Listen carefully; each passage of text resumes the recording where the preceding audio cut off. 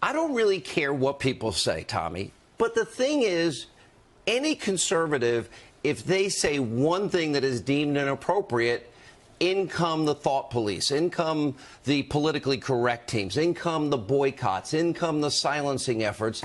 So the double standard is so obvious and transparent, and you've lived this as well as I have. Well, the double standard is all the left has to operate on. That's the only standard with which they uphold.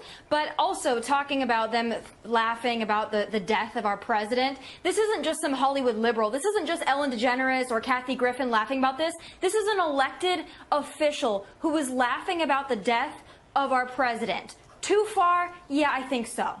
Yeah. And Kristen, what if, it's always the great question, what if it was Barack Obama as president? Right.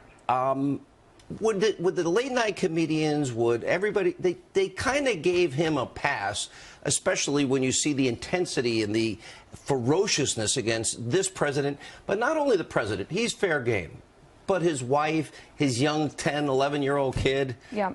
No, the left has a nasty, seething hatred of President Trump. There's no doubt about it. But the more these attacks continue, the more that the 50% of Americans who turned out in droves to vote for Trump are turned off, and the more mobilized they are. With regards to Harris's comment in particular, I think she was just joking. I actually don't have a problem with a joke. I can take a joke. The problem is the hypocrisy. If someone on the right said that, oh, their career would be over, they would be shamed by every outlet in America. But there is a violence, there's a culture of violence that's kind of growing on the left. I mean, we saw Kathy Griffin proudly holding up Trump's decapitated head, Madonna saying she wants to blow up the White House, Snoop Dogg showing himself assassinating Trump in a music video.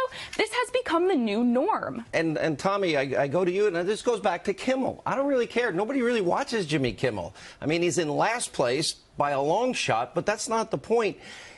I don't remember anybody taking those kind of shots that he did, a gratuitous shot at the First Lady. Go after the president, go after his policies, make all the jokes you want. They're all there, go right ahead. But it seems like that's a bully.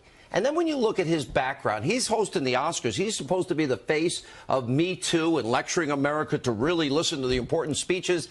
And then he's got 18-year-old girls grabbing his crotch, telling them to put their mouths on it. I mean, he's like a pervert. I'm watching and I'm like, we don't need this. And no conservative would do it, nor would they ever get away with it. Well, they are the late night hosts. They are now the self-appointed morality leaders. But here's the catch. They don't think it applies to them. It only applies to the president. And again, going back to comments made by Jay-Z, who is another thought leader for this generation, my generation, we've got somebody who's attacking President Trump, someone who's actually doing great things for the black community. We've got record low unemployment rates in the black community. And we've got Jay-Z saying, oh, white privilege, Trump's a racist. Again, it's a distraction from all the great things that President Trump is doing for this country. They can't take it that he's winning, so they have to call him names. That is textbook leftist. A lot of people deserve a second chance, but ex-convicts facing deportation do not. Governor Jerry Brown, these final thoughts are for you. 5. That's the number of criminal immigrants our California governor pardoned on Friday. That's 5 criminals who were not even American citizens shielded from deportation. Yeah, this move by Governor Brown was likely intended to be a slap in the face to President Donald Trump and Attorney General Jeff Sessions, but big picture, this is a slap in the face to Californians. Yeah, Democrats have always maintained they want to protect families, children, and good people from deportation while getting rid of the bad apples. That's always the justification for shielding and coddling illegals. Well, what now?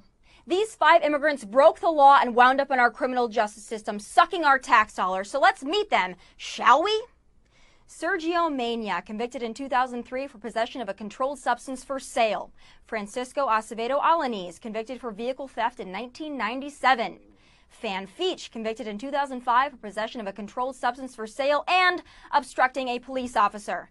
Soka Chan, he was sentenced in 2002 for inflicting corporal injury on a spouse or cohabitant and threatening a crime with intent to terrorize.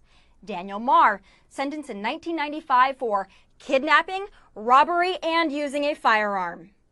Governor, are these really the immigrants you want to go to bat for? Ex-convicts? car thieves, drug dealers, domestic abusers, robbers, and kidnappers?